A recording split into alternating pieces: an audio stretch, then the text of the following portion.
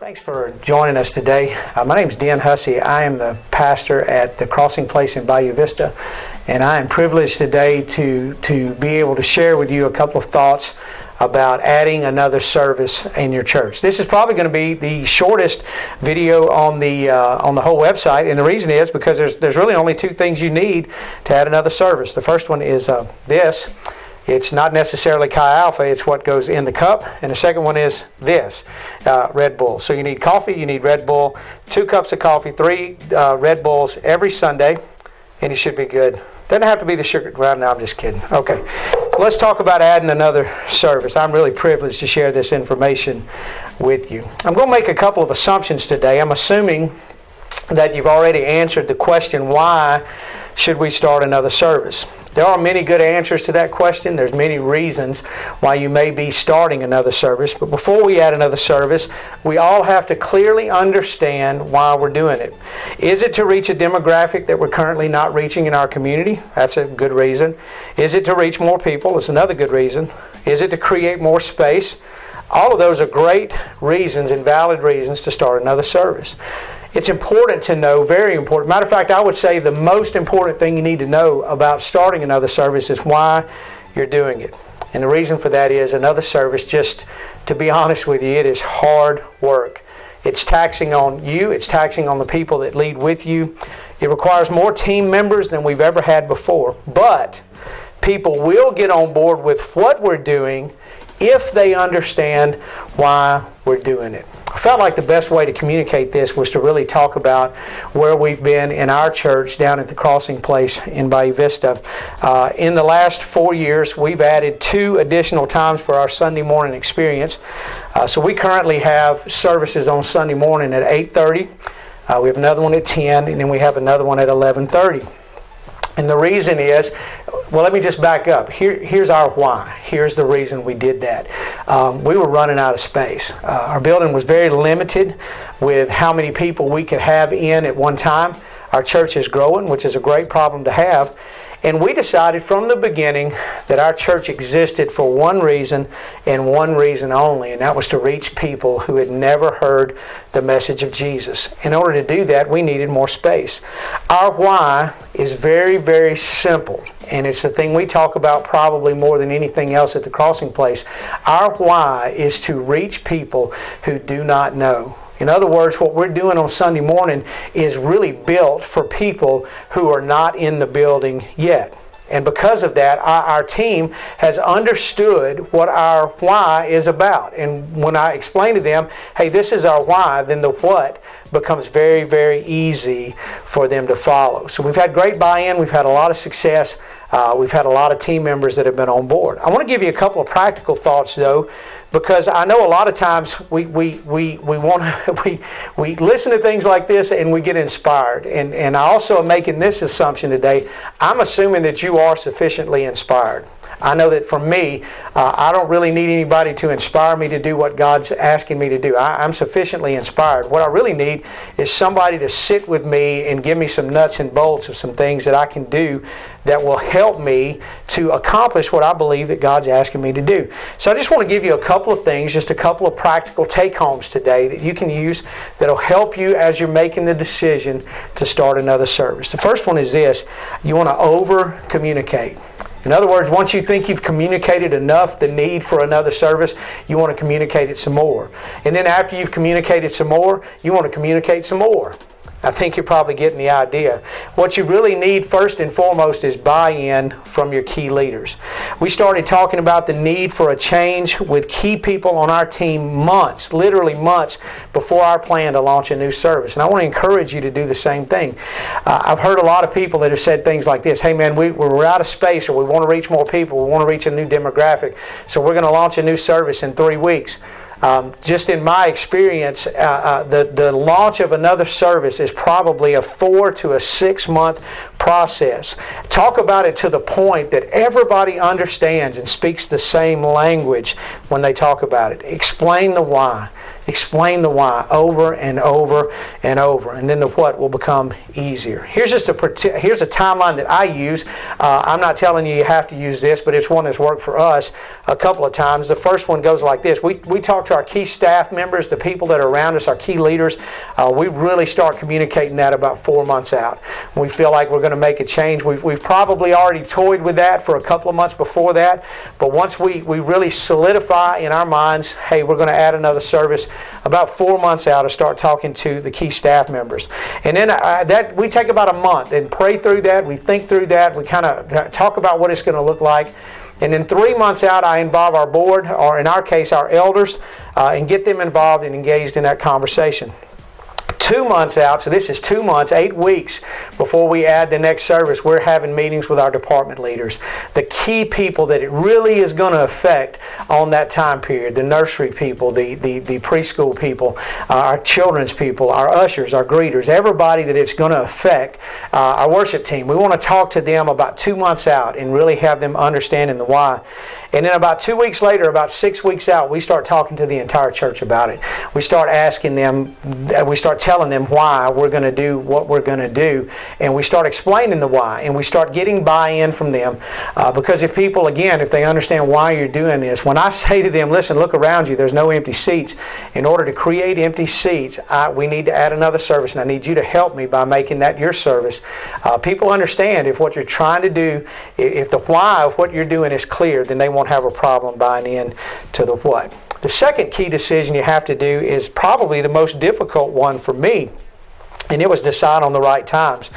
When we launched our first additional service, we did one at 8:30 and we did another one at 10:30. And the reason we did that is because I was at a church that had an 8 o'clock Sunday morning service, and it was just, man, it was blowing up. People were coming, they were attending that service. It worked so very well. So I thought, well, man, 8:30 will be the greatest thing ever.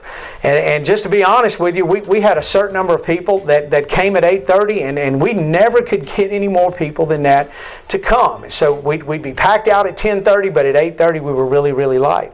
I talked to a lot of people that were a lot smarter than me. I just started asking, what do you guys do? I started talking to other pastors. Hey, tell me how you did this when you added new service. I talked to guys like Pastor Doug McAllister and Pastor Jeff Abels and some other pastors, Paul Burke, that had run multiple services and done that with success. And every one of them, without fail, said you need to move those services to 9 and 11. Now, I'm just going to be honest with y'all. I thought they were crazy. I thought there's no way 30 minutes is going to make a difference. But the morning that we moved, 9 and 11, we split the attendance in half, and it really gave us opportunities to grow.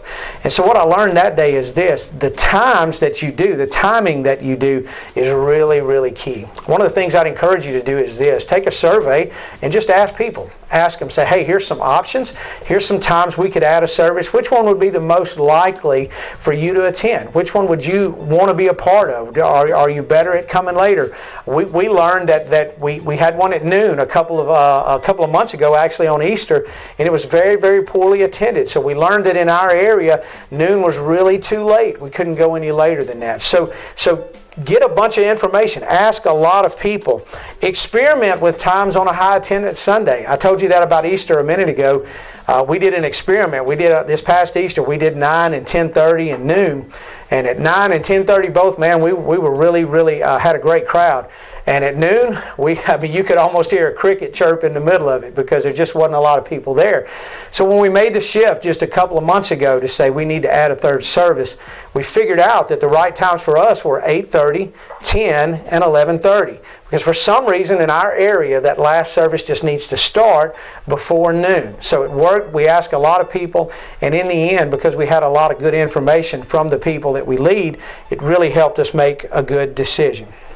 Third thing I want to tell you is this. This is probably one of the most important things about adding another service, and it's to create a culture that says we're going to serve at one service and attend another service. One of the things I love about multiple services is that it gives people an opportunity to serve without having to miss a worship experience. A lot of time what we've seen in the past when we have one service is our people they have to come and they have to serve, and so they really don't have an opportunity to be in the main service. With multiple services, you give people the option of, hey, you can serve at one service, you can work, you can get involved in the department that you want to be be involved in, and then you can come to another service, attend that service, and that'll be your moment to hear from God and to be engaged in what's going on. A lot of people don't work in the church because they simply don't want to miss church. That's a great thing. But having multiple services, if you can create that culture of serving one, attending one, it will really solve that problem. The other thing I want to tell you is this, and this is probably one of the most important things. I actually got a couple of things left. The first one is this, though: create a room for your team. We call our team our dream team. I know that's not very original, but it really works for us. And what we've done is we've created a room in our building that's specifically for them on Sunday mornings. And what my wife does all the time, she's incredible at this. She fills that room with snacks. She has ladies in the church that bake things, that love that. They fill that room with snacks. They have their own coffee area in there. They have refreshments. They have drinks. It's a comfortable room where people that serve for more than one service can come and they can just be away for a moment. They can take care of themselves. A lot of times when your first service is at 8:30 in the morning, there's people that have to get in the building around 7 a.m. in order to make that work. And so that really presses them to get some breakfast and take care of all that at home. So we just want to provide an area. We call ours just the Dream Team Central Room, and anybody that's serving on a Sunday and that day can come in. And what we've learned is this: it really makes our team feel special to know that room exists for them because they're serving. I learned this from somebody else. I wish I could tell you all this was my idea. The fifth thing is this: celebrate your team.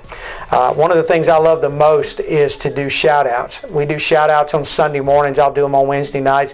So, man, what's a shout-out? I'd encourage you to go read Romans chapter 16. Because what Paul does at the end of the book of Romans is he literally spends an entire chapter, the end of his letter, just giving shout-outs to people that had helped him in the ministry.